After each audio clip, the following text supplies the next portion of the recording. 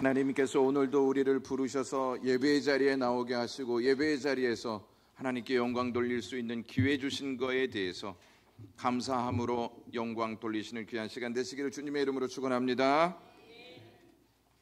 올해 우리 교회의 표어가 구원의 기쁨을 누리는 교회입니다. 여러분들은 신앙생활 하시면서 구원의 기쁨을 누리고 있습니까? 구원의 기쁨을 누리지 못하면 무슨 기쁨으로 신앙생활을 하고 계십니까? 여러분들에게 구원의 기쁨보다 더 큰 기쁨이 있다면 그것은 무엇입니까? 제가 학생부 동계 수련회에 가서 세 가지를 바르게 알아야 한다라고 강조했습니다. 그 첫 번째가 교회를 바르게 알아야 한다라고 말했습니다. 교회가 어떠한 곳인지 알고 다니는 것과 교회가 어떠한 것인지 모르고 다니는 것은 큰 차이가 있습니다. 여러분들은 교회가 어떠한 곳이라고 생각하십니까? 교회는 구원의 은혜를 알려주는 곳이고 구원의 기쁨을 누리며 하나님께 예배하는 곳인 줄로 믿습니다. 우리가 교회를 다니면서 구원의 은혜를 모르거나 구원의 필요성을 느끼지 못한다면 신앙생활은 매우 건조해질 것입니다. 오늘 3부 시간에 귀신 들린 사람에 대해서 말씀드렸습니다만 마귀는 그때만 역사하는 것이 아니고 지금도 역사하고 있습니다. 거라사 지역에서만 역사하지 않고 세상에서만 역사하지 않고 교회 안에서도 역사한다는 사실을 놓치지 마셔야 합니다. 사탄은 주님이 오실 때까지 역사할 것입니다. 마귀가 교회 안에서 떠들썩하게만 역사할 것이라고 생각하십니까? 떠들썩하게 역사할 때도 있지만 조용히 집중해야 할 것에 집중하지 못하게 하고 집중하지 말아야 할 것에 집중하게 만듭니다. 대표적인 예가 구원의 필요성을 느끼지 못하도록 한다는 것입니다. 그래야 구원에 관심을 갖지 않는다는 것이죠. 그리고 다른 것에 집중하게 만드는데 마귀는 우리에게 갖고 싶은 것에 간절한 마음을 갖게 합니다. 사람은 간절한 마음이 있는 것에 삶을 집중합니다. 간절한 마음이 없는 곳에는 무관심으로 대응하지만 간절함이 있는 곳에는 집중하여서 그것을 내 것으로 삼고자 한다는 것입니다. 여러분들은 구원에 대한 간절함이 있습니까? 교회는 다른 것이 아닌 구원에 절실함을 갖게 해야 합니다. 많은 분들이 교회는 구원을 받은 사람들, 그 사람들이 모인 곳이다 이렇게 생각하고 있습니다. 맞습니다. 교회는 구원받은 사람들의 공동체이기도 합니다. 그런데 교회에는 세 부류의 사람들이 있다는 사실을 아십니까? 한 부류는 구원받은 사람들이 있고 다른 한 부류는 구원받아야 할 사람들이 있습니다. 구원받아야 할 사람들은 구원의 의미를 잘 모르면서 신앙생활하기 시작한 초신자들입니다. 그런데 교회를 오래 다닌 사람들 중에서도 구원에 대한 의미를 모르고 구원에 관심을 갖지 않고 교회 생활을 하는 사람들이 있다는 사실도 아십니까?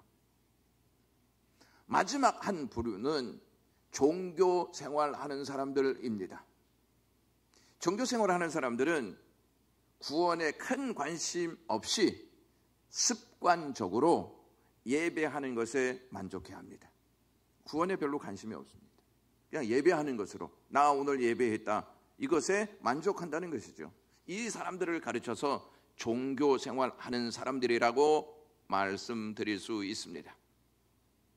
구원의 은혜를 모르면 구원의 의미를 모르면 구원의 기쁨을 누릴 수 없습니다.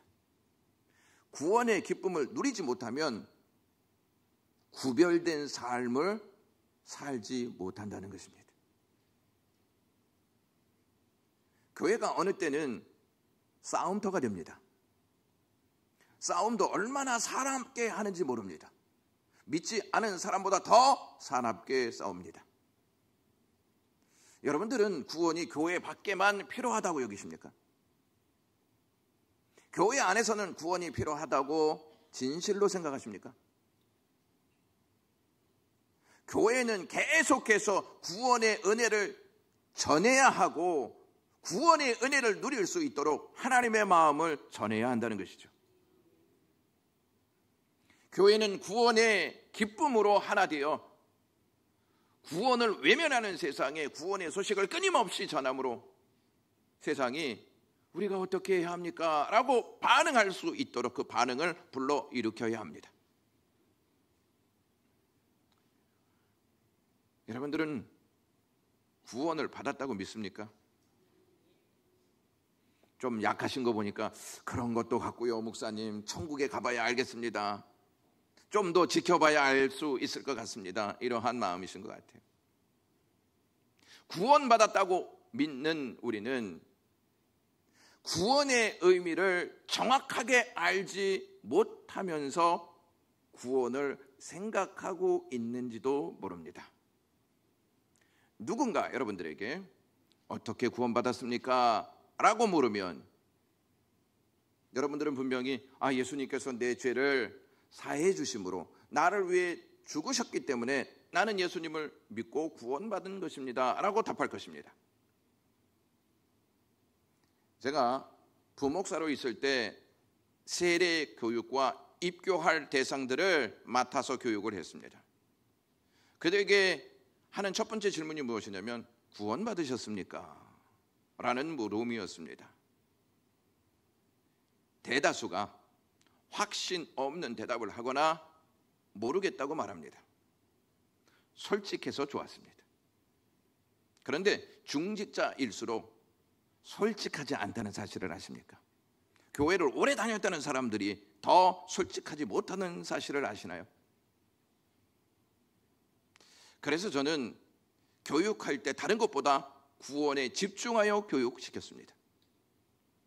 교회가 우선해서 가르쳐야 할 것은 어떻게 구원받을 수 있는지에 대한 복음입니다. 교회를 다니고 있는데 구원에 대한 은혜를 모르고 있다면 그것만큼 안타까운 일은 없습니다. 구원의 기쁨을 누리지 못하니까 하나님이 원하시지 않는 일에 열정을 냅니다. 마치 그것이 하나님 뜻인 것처럼 생각하고 힘을 쏟습니다. 그리고 그 일을 마친 후에 모든 공로를 자신의 것으로 삼고 만족해합니다. 누군가 자신의 공로를 알아주지 않으면 서운한 감정을 드러내며 불만을 쏟아냅니다. 구원의 기쁨을 누리는 성도는요, 하나님의 은혜로 구원받았고 그 기쁨을 누리고 있음에 감사하며 하나님께 영광을 돌리는 데 헌신합니다. 내 자신이 드러나지 않아도 서운해하지 않습니다. 오히려 기뻐합니다. 왜냐하면 이미 구원의 기쁨이 있기 때문입니다. 여러분, 내가 다이아몬드가 있는데 10,000원짜리가 누가 주었다고 해서 이것보다 이것에 대한 기쁨을 내려놓지 않습니다. 누군가 나에게 10,000원을 주지 않는다 할지라도 다이아몬드를 갖고 있기 때문에 이 기쁨에 나는 이미 만족해 하고 있다는 것입니다. 여러분들은 예수님이 내 죄를 위해 죽으셨다 하는 것이 실제로 무슨 의미인지 바르게 알고 계십니까? 어떤 분들은 이렇게 말하실 수도 있을 것 같아요. 뭐 그렇게까지 자세히 알 필요가 있습니까? 구원받아 천국에 가면 되는 거 아닙니까? 라고 말이죠. 그런데 그러한 생각이 오히려 구원의 기쁨을 누리는데 방해가 된다는 것도 아시나요? 많은 분들이 구원에 대한 오해로 구원의 기쁨을 누리지 못하고 있습니다. 그러므로 구원에 대한 오해를 말씀으로 제거하지 않으면 구원의 기쁨을 충분히 누리지 못하고 살 것입니다. 구원에 대한 오해는 그 다면성, 여러 방면의 특성이나 성질을 뜻하는 다면성을 보지 못하는 데서 비롯됩니다. 우리는 마치 구원이 죄책을 없애고 영생을 얻는 데 국한된 것처럼 1차적으로 구원을 조망합니다. 그래서 그게 다예요. 죄를 없애고 영생을 얻는 것, 이것으로 구원의 모든 설명을 다 끝냅니다. 여러분들은 성경에서 구원을 다루는 구원의 언어가 많다는 사실을 알고 계십니까? 성경은 구원을 다채롭게 묘사하고 있습니다. 그러므로 성경에서 언급하고 있는 다채로운 구원의 언어를 알아야 구원의 1차적인 의미를 넘어 구원의 의미를 좀 더 깊고 넓게 정확하게 이해할 수 있고, 그것을 이해할 때만이 구원의 기쁨도 깊어지고 구원의 기쁨도 넓어진다는 것입니다. 교회가 그동안 이러한 내용을 알려주지 않아서 여러분들은 어려울 수도 있을 것입니다.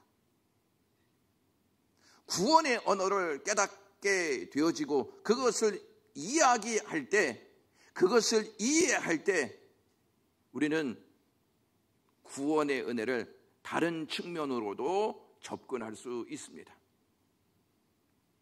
교회가 구원의 공동체로 구원의 기쁨을 누리는 사역에 전력해야 합니다. 무슨 말씀이냐? 그동안 교회는 어떻게 하면 성공하고, 어떻게 하면 복받고, 어떻게 하면 건강하고, 어떻게 하면 잘 살 수 있는지에 대해서 이야기했지, 구원의 다방면적인 그 내용들을 접근하여 설명하지 못했다는 점입니다. 그래서 교회를 다니는 성도들이 구원의 지식에 굉장히 약한 지식을 가지고 있습니다. 그래서 늘 두려운 거예요. 구원의 이야기를 하면 두려운 것입니다. 내가 구원 받았는지 받지 못했는지에 대한 확신이 부족하기 때문입니다. 교회가 구원의 의미를 알고 구원의 기쁨을 누리는 공동체로 하나님께 예배하는 곳이다, 이 사실을 알았습니다. 교회가 어떠한 곳인지 알았다면 그 다음으로 우리 자신이 누구인지 바르게 알아야 합니다. 우리 자신이 누구인지 바르게 알아야 된다는 것입니다. 우리는 보통 나는 목사, 나는 장로, 나는 안수집사, 나는 권사, 이렇게 나를 한정적으로 생각합니다. 여러분들은 누구이십니까? 우리는 구원이 절대적으로 필요한 존재입니다. 성경은 우리를 죄의 늪에 빠진 존재라고 말씀하고 있습니다. 이것을 깨닫지 못하면 엉뚱한 것에 소망을 두고 살 것이며 다른 것에 관심을 쏟고 살 것입니다. 바울이 예수님을 만나기 전에 자신은 자신의 힘으로 구원받을 수 있다고 확신하고 있었습니다. 그러나 예수님을 만나고 보니 자신이 얼마나 악한 존재인지를 깨닫고 이렇게 고백합니다. 나는 죄인 중에 괴수입니다. 여러분, 이러한 고백 해보신 적이 있습니까? 죄인에게 절대적으로 필요한 것이 있다면 구원입니다. 이런 것을 모르면 사람들은 더 잘 사는 일에, 더 갖고 싶은 것에, 더 많이 갖는 것에 의미를 두고 그것에 집중하며 살 것입니다. 자신이 구원받아야 할 존재인지도 모르고 그렇게 삽니다. 그러다가 어느 한순간 뒤늦게 깨달을 수 있습니다. 내가 원했던 것들이 나를 지켜줄 수 없었구나, 나를 지켜주지 못하는구나 라고 하는 것을 말이죠. 구원의 절대적 필요를 모르는 사람은 예수 그리스도를 바라보지 않습니다. 예수 그리스도를 의지하지 않습니다. 이만하면 잘 살 수 있어, 예수 없이도 잘 행복하게 살 수 있어. 여기까지만 하지 뭐. 이렇게 산다는 것입니다. 예수 그리스도는 은혜와 사랑으로 우리를 구원하시는 분이신 줄로 믿습니다. 구원의 참 의미를 주시는 예수 그리스도를 바라보지 못하면 우리는 구원의 기쁨을 절대 누릴 수 없습니다. 영국에 빅토리아 여왕이 있었는데 빅토리아 여왕의 아버지가 켄트 공작입니다. 독실한 크리스천이었습니다. 켄트 공작이 임종시에 의사가 찾아와서 이 켄트 공작을 위로해 주기 위해서 이 사람의 정치적인 공적을 열거하면서 공작은 사후에 확실히 하나님의 역사를 보장받는 선물을 받게 될 것입니다 라고 말했습니다. 그러자 이 켄트 공작이 뭐라고 얘기했냐면, 내가 구원 얻은 것은 공작이기 때문이 아니라 죄인이기 때문이요 라고 했습니다. 사람의 구원은 공적이나 선행에 달린 것이 아닙니다. 그런데도 사람에게는 구원받기 위해서는 어떠한 일을 해야 한다는 마음이 항상 자리 잡고 있습니다. 내가 뭔가를 해야지 구원받을 수 있지. 내가 이러한 공적이 있어야 구원받을 수 있지. 그거를 의지한다는 거, 그것을 붙잡고 있다는 거예요. 예수를 붙잡고 있어야 되는데, 예수께서 나에게 하신 그 공로를 붙잡고 있어야 되는데, 자꾸 우리는 내가 한 무엇을 붙잡고 있으면서 그것을 의지하고 그것이 있어야 구원받는다고 착각한다는 것이죠. 지금 이 시간에도 많은 사람들이 자신의 노력이나 공로로 죄의 문제를 해결하려고 하는 마음을 갖고 있다는 것입니다. 여러분들에게 다시 묻겠습니다. 여러분들은 죄인이라고 생각하십니까? 아멘 하신 분들은 내가 진짜 죄인인가 보다 하고 생각하시는 그 마음에 아멘 하시는 것이고, 아멘 안 하시는 분들은 내가 다 알고 있습니다. 근데 뭐 아멘 할 필요가 있겠습니까? 내가 인정하고 있으면 되지. 사탄은 우리에게 죄를 짓게 하고 죄인이라는 사실을 철저히 감추고 살게 합니다.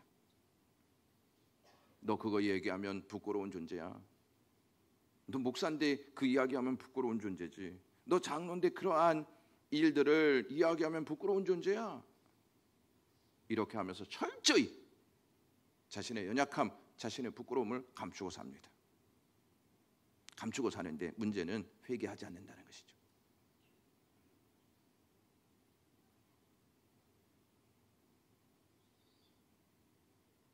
죄가 우리의 마음에 자주 말하는 것이 몇 가지가 있습니다. 제가 학생들에게 이 내용도 같이 나누었는데, 첫째가 이게 뭐 어때서? 예배 안 드리는 거 이게 뭐 어때서? 성경 읽지 않고 살아가는 게 이게 뭐 어때서? 동영상을 보면서 사는 게 이게 뭐 어때서? 자꾸 자기의 잘못을 합리화시킵니다.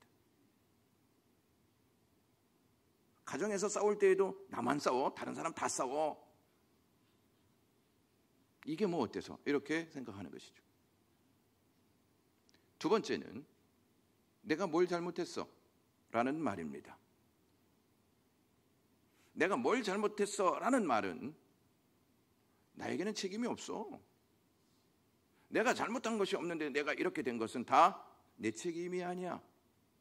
사회에서 이렇게 만들었어. 교회에서 이렇게 만들었어. 남편이 이렇게 만들었어. 아내가 이렇게 만들었어. 자녀가 이렇게 만들었어. 다 책임을 돌린다는 것입니다. 교회에서도 마찬가지죠. 목사는 성도들 때문이라고 말하고, 성도들은 목사 때문이라고 말하고, 또 장로들 때문이라고 말하고, 권사들 때문이라고 말하고, 안수 집사님 때문이라고 말합니다. 그래서 원망과 불만이 가득 차 서로를 상하게 합니다. 내가 죄인인 것을 알면 그리스도를 바라보게 되어 있습니다. 내가 누구인지를 알면 그리스도를 바르게 알고 싶어하는 마음이 강렬하게 일어납니다. 왜? 내가 붙잡아야 할 분이 구원자이신 예수 그리스도이시기 때문입니다. 예수 그리스도를 바르게 알잖아요. 그러면 바르게 살고 싶어하는 마음이 굳게 섭니다. 무슨 뜻이냐면 예수님이 하나님의 아들이셨는데 나를 위해 이 땅에 오셨어. 나를 살리기 위해서 십자가에서 돌아가셨지. 내가 이러한 사랑을 받았는데 어떻게 내 맘대로 살 수가 있어? 나는 거룩한 삶을 사는 게 마땅하지. 이렇게 굳게 믿음을 갖는다는 것입니다. 여러분, 사람들은 다 삶을 삽니다. 그렇죠? 저도 삶을 살고 여러분도 삶을 삽니다. 다 삶을 사는데 다 같은 삶을 살지 않는다는 것이죠. 바르게 사는 사람이 있는가 하면 그릇된 삶을 사는 사람이 있습니다. 바르게 사는 사람은 예수 그리스도께서 자신을 위해 어떠한 일을 하셨는지를 알고 기쁨으로 주님을 섬기면서 살아갑니다. 우리는 마치 구원이 죄책을 없애고 영생을 얻는 1차적인 구원에 머무르고 있다는 생각을 가지고 있습니다. 그 너머에 구원의 역사가 크게 자리 잡고 있는데 그것을 이해하지 못하고 삶을 살아간다는 것이죠. 그런데 1차적인 그 너머에 하나님께서 구원의 역사를 베푸신다는 것을 이해하게 될 때 구원의 은혜가 너무 깊은 거예요. 그 은혜를 나에게 주셨다는 것이 너무 감사한 것이죠. 그래서 여러분, 우리는 늘 구원의 의미를 생각해야 합니다. 죄를 없애고 영생을 얻는 거야.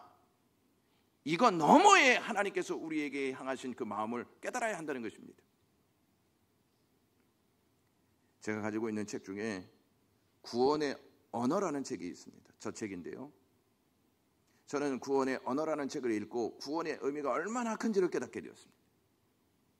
그래서 이 책을 중심으로 구원의 13개의 언어를 가지고 구원의 의미를 더 넓고 깊게 여러분과 함께 나누고자 합니다. 13개의 구원의 언어가 무엇이냐면 중생, 승의, 입양, 구속, 시민권, 속죄, 화목, 조명, 성화, 열매, 맺음, 변화, 참여, 구원입니다.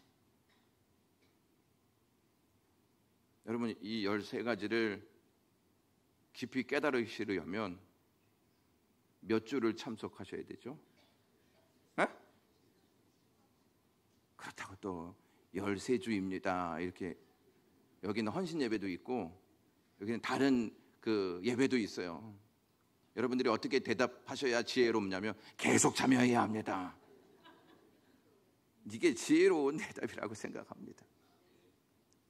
오늘 설교 제목이 사망에서 생명으로라는 제목인데 이것을 다른 말로 중생이라고 말합니다.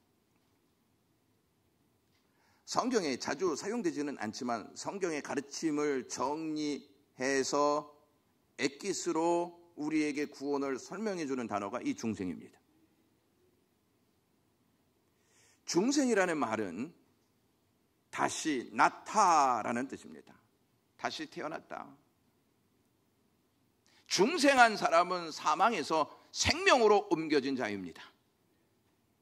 그렇다면 여러분, 중생하지 못하면 사망 가운데 있는 것이, 중생은요 생명으로 옮겨져서 다시 사는 삶을 살게 된다는 것입니다. 이것이 기독교의 구원을 설명하는 가장 기본적인 개념입니다. 중생의 본질을 다루는 핵심 내용이 있는데 그것이 예수님과 니고데모의 대화를 통해서 알 수 있습니다. 요한복음 3장 3절에서부터 5절 말씀에 예수께서 대답하여 이르시되 진실로 진실로 내게 이르노니 사람이 거듭나지 아니하면 하나님 나라를 볼 수 없느니라. 니고데모가 이르되 사람이 늙으면 어떻게 날 수 있사옵나이까? 두 번째 모태에 들어갔다가 날 수 있사옵나이까? 예수께서 대답하시되 진실로 진실로 내게 이르노니 사람이 물과 성령으로 나지 아니하면 하나님 나라에 들어갈 수 없느니라 라고 말씀했습니다. 사람은 살아있기 때문에 다시 태어나야 한다는 예수 그리스도의 말씀이 이해하기가 어렵지 않습니까? 뭐 살아있는데 뭐 또 태어나? 이렇게 생각할 수 있지 않습니까? 사람이 살아있기 때문에 다시 태어나는 게 아니고 죽었기 때문에 다시 태어나는 거예요. 무슨 말씀이냐면 사람은 죄로 죽었어요. 그래서 다시 태어나야 한다는 것이죠. 바울이 로마서 5장 12절에 이러한 말씀을 합니다. 그러므로 한 사람으로 말미암아 죄가 세상에 들어오고 죄로 말미암아 사망이 들어왔나니 이와 같이 모든 사람이 죄를 지음으로 사망이 모든 사람에게 이르렀느니라. 이렇게 말합니다.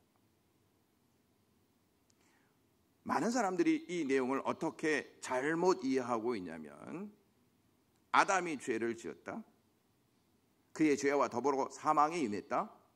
이젠 사망이 모든 사람에게 퍼졌는데 이는 모든 사람이 죄를 지었기 때문이라는 것입니다. 맞는 말 같지 않습니까, 여러분? 바울은 우리가 죄를 지었기 때문에 죽는다고 말하는 게 아니라 아담이 죄를 지었기 때문에 우리가 죽었다고 말하는 것입니다. 헬라어로 모든 사람이 죄를 지었으므로 라고 말하고 있는데 이 시제가요 과거의 완료형으로 되어 있습니다. 모든 사람은 이미 죽었다는 거예요. 죄를 지음으로 죽었다가 아니라 이미 죽었다, 이렇게 바울이 말하고 있는 것입니다. 이 맥락에서 아담은 단순히 인류를 대표하는 것이 아니라 아담이 곧 인류입니다. 다시 말씀드립니다. 아담은 단순히 인류를 대표하는 게 아니라 아담이 곧 인류입니다. 그래서 아담이 죄를 짓자 인류가 다 죽는 것입니다. 안타깝지만 솔직한 현실은 죄를 금지하는 법이 제정되기도 전에 아담이 저지른 죄로 말미암아 온 인류가 징벌을 당하고 있다는 뜻입니다. 아담의 타락이 온 인류의 사망을 초래한 것입니다. 그렇다면 여러분, 유일한 치료제가 무엇일까요? 다 죽었어요. 죄로 말미암아. 유일한 치료제는 새 생명, 중생, 거듭남입니다. 여러분, 죽은 자가 살기 위해서는 새롭게 태어나야 합니다. 살아야 합니다. 다시 태어나야 한다는 사실이죠. 여러분, 아담이 누군가를 죽였기 때문에 사망이 들어왔나요? 아담이 누군가를 성폭행했기 때문에 그 큰 죄로 사망이 들어왔습니까? 여러분, 범죄를 좀 분류해 보면 아담의 죄는 어떻게 보면 경범죄에 해당할 수 있어요. 경범죄, 그렇죠? 선악과 따먹었어요. 경범죄 아닙니까? 금지된 선악과를 먹었을 뿐입니다. 근데 잘 보세요. 이거 하나를 따먹었어도, 경범죄를 지었어도 하나님과 분리되고 에덴 동산에서 쫓겨나고 영과 육이 사망에 이르렀다는 것입니다. 여기서 조금 더 생각해 보면요, 우리의 죄와 아담의 죄를 한번 비교해 볼까요? 누가 더 큰 죄를 짓는다고 생각하십니까? 아담이 더 큰 죄를 졌을까요? 우리가 더 큰 죄를 졌을까요? 우리가 더 큰 죄를 졌습니다. 경범죄를 지었던 아담이 그 경범죄 때문에 죽었다면 아담보다 더 많은 죄를 지은 우리는 어떻습니까?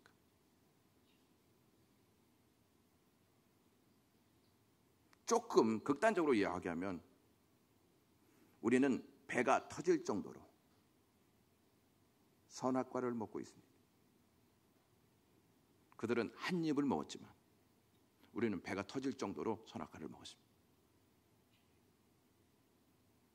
병을 제대로 진단해야 적절한 치료제를 처방할 수 있습니다.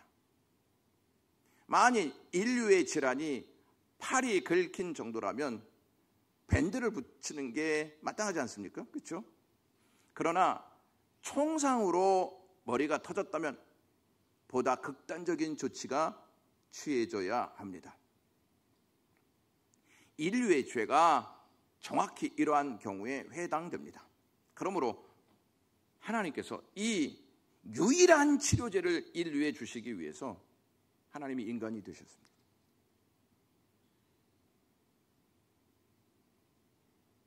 오늘 본문 말씀을 현대인의 성경으로 읽어드리겠습니다. 그러므로 누구든지 그리스도 안에 있으면 새로운 존재입니다. 옛사람은 없어지고 새 사람이 된 것입니다 라고 되어 있습니다. 여기에서 서두에 그러므로라고 하는 말은 14절서부터 16절에서 바울이 모든 신자들은 그리스도 안에서 죽었다. 근데 그리스도가 부활하셨기 때문에 이제 새롭게 되었다. 그러므로 그리스도 때문에 너희가 새롭게 되었다 이거예요. 다시 말씀드립니다. 그리스도 때문에 너희가 새롭게 되었다. 그리스도가 죽었기 때문에 너희가 새롭게 되었다. 그리스도가 부활했기 때문에 너희가 새롭게 태어났다. 이 말씀을 하고 있는 것입니다. 인간이 죄를 짓는 순간 하나님의 형상이 파괴됐습니다. 하나님께서 인간에게 하나님의 형상으로 만드셨고 하나님의 생기를 불어넣으셨습니다. 인간은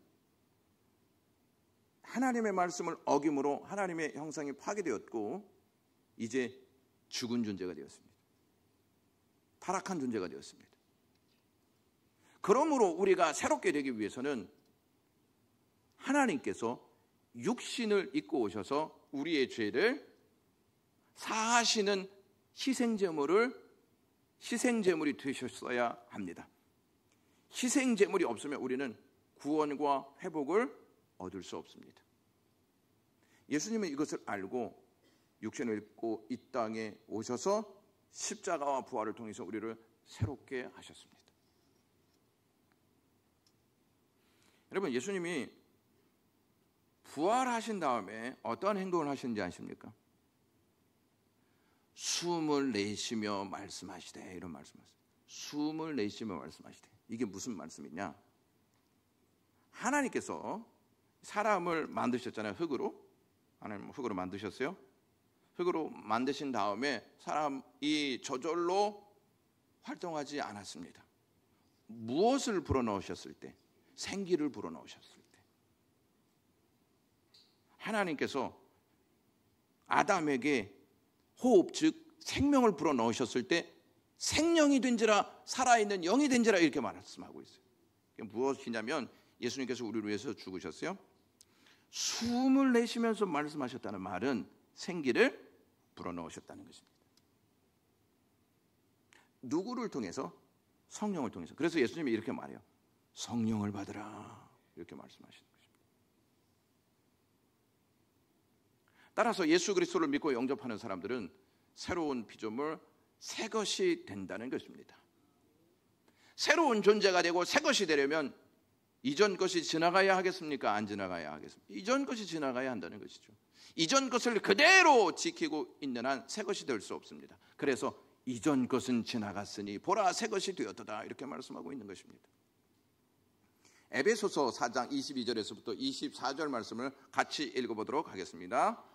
너희는 유혹의 욕심을 따라 썩어져가는 구습을 따르는 옛사람을 벗어버리고 오직 너희 심령이 새롭게 되어 하나님을 따라 의와 진리와 거룩함으로 지으심을 받은 새 사람을 입으라. 여러분, 그리스도 안에 있으면, 그리스도와 연합하면 새 것이 되고 새 사람이 되고 새로운 피조물이 되는 줄로 믿습니다. 다시 한번 좀 설명해 드리면요, 하나님께서 인류를 창조하실 때 성령께서 수면 위를 이렇게 덮으셨다라고 말씀하고 있습니다. 성령께서 수면 위를 덮으심과 동시에 하나님께서 말씀하셨습니다. 중생도 마찬가지입니다.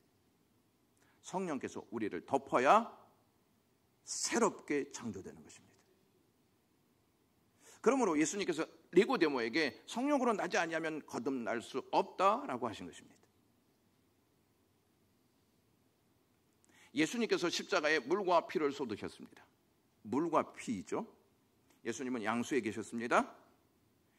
성령께서 덮으셨습니다. 잉태하셨습니다. 예수님께서 십자가에서 물과 피를 쏟으셨습니다. 성령께서 임하셨습니다. 그래서 교회가 잉태한 것입니다. 왜 여러분 성령께서 품으셨을까요? 왜? 요셉의 씨가 아닌 왜 성령으로 잉태됐다고 말씀하고 있는 것일까요? 예수님에게는 요셉의 씨가 없어요. 요셉의 씨가 있다는 것은 무슨 죄가 있다는 것일까요? 원죄가 있다는 것입니다. 원죄가 있으면 예수님은 우리를 구원할 수 없어요. 자기 죄를 위해서 그냥 십자가에서 죽을 뿐입니다. 그래서 성령께서 예수님을 품으신 것입니다. 죄인인 우리는요, 성령으로 다시 태어날 수 있습니다. 하나님께서 생기를 불어넣어서 인간이 활동했던 것처럼 이제 죽은 우리가 성령을 통하여서 새로운 피조물로 활동할 수 있는 것입니다. 다시 한번 창세기 2장 7절 말씀을 읽어드리겠습니다. 여호와 하나님이 땅의 흙으로 사람을 지으시고 생기를 그 코에 불어넣으시니 사람이 생명이 된지라. 코에 생기를 불어넣기 전에는 그냥 흙이었습니다. 하나님이 코에 생기, 하나님의 호흡을 불어넣으시자 아담이 사람으로 활동하기 시작했습니다. 핵심은 바로 하나님의 생기입니다. 우리의 생명은 누구로부터 주어질까요? 하나님께로부터. 죄로 죽은 인간도 성령의 역사가 임하시기 전에는 그냥 죽은 상태입니다. 성령께서 임하실 때 다시 태어난다는 것입니다. 다시 태어나 누구의 사람으로 활동할까요? 하나님의 사람으로 활동하는 것입니다. 제가 거듭남의 시라고 하는 이 내용을 읽고 여러분들에게 소개해 드리겠는데요, 이러한 내용입니다. 어제는 죄악, 오늘은 유혹, 내일은 지옥으로 난 길을 가던 이가 어제는 은총, 오늘은 축복, 내일은 영생으로 난 새 길을 가게 되는 것이다. 이게 거듭난다는 의미입니다. 이 내용은 이주연 목사님이 산마루 서실이라는 책에서 쓴 시입니다. 중생은 우리의 과거, 현재, 미래가 바뀌는 역사입니다. 누구로 말미암아 바뀌느냐? 성령으로 말미암아 바뀝니다. 죄인은 중생이 필요합니다.